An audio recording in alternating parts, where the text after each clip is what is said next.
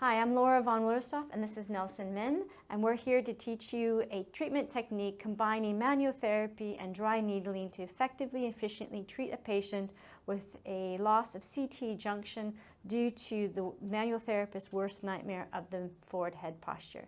The forward head posture not only affects the cervical spine, it can affect the shoulder, the shoulder girdle, all the way down to the lumbar spine and pelvic floor. So here we have a patient who has a chronic forward head posture. Oftentimes with a chronic forward head posture, you have a loss of CT junction extension because C7 has gone into flexion and become fixated. As it does that, it increases more shear and stress in the mid-cervical spine, leading to breakdown, hypermobilities, and structurally unsound joints. So when we start to assess and mobilize the CT junction, it's important that we take that into consideration. So what we're going to do is we're going to CV flex, so we have the OA into flexion. As we CV flex, we're going to get a tightening of the nuchal ligament, which acts as an anti-shearing mechanism for the mid-cervical spine. It helps us fixate and stabilize the mid-cervical spine so we can localize our treatment to the CT junction. So I'm going to come in, block him into CV flexion with my forearm. I'm going to wrap around his neck to get some more stability. I'm going to come down onto C7, come into the interspinous space of C7-T1, and I can move him into extension while maintaining CV flexion. If I found a loss of glide of C7 on T1, at the point of loss of glide, I hold, I fixate from above by stabilizing with my forearm towards my hand, and I'm going to push T1 up underneath C7 to feel if there's a hard block and a loss of glide.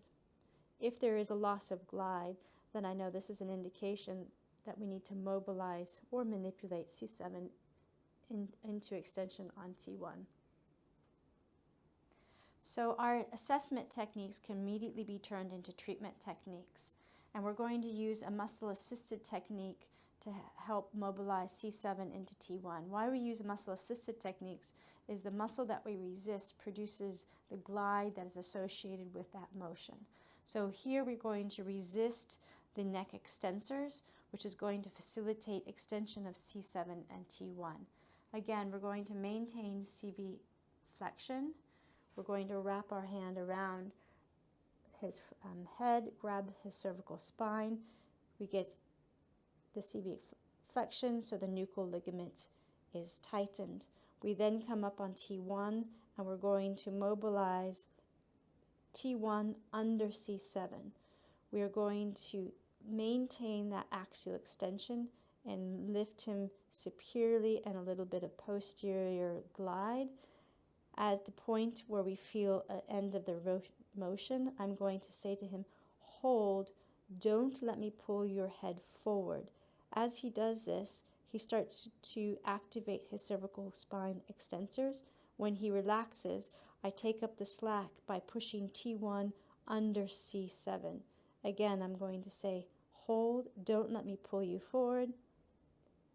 As he relaxes, I maintain the axial extension and I push T1 underneath C7. Now that Laura's restored motion at C7 and T1, we are going to dry needle the multifidus at T1, but we're also going to needle it at C7 and at T2. What we know is the deep multifidus at any segment is innervated by the medial branch of the dorsal primary ramus at its own level, but it's also going to get innervation from the same nerve, one segment above and one segment below. To needle the multifidus at T1, find the T1 spinous process. Put your fingers adjacent into the tissue and almost perform a snag to secure and make your technique precise. Once you've identified the spinous process of T1, split your fingers to create tactile discrimination to compete with the sensation of the needle. Put your tube between your finger pads, tap the needle into the tube, and then advance the needle down to the bony backdrop of the lamina at T1.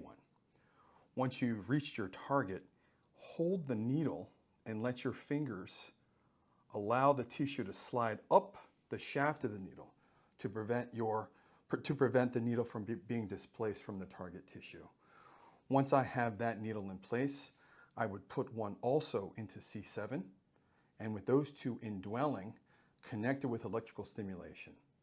When I do that, I will improve recruitment for the multifidus at that level to ultimately enhance a stability program that will improve this person's motor plan for a segment that you've just restored motion.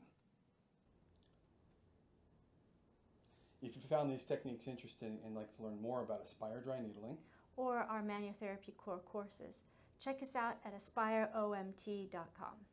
Thank you.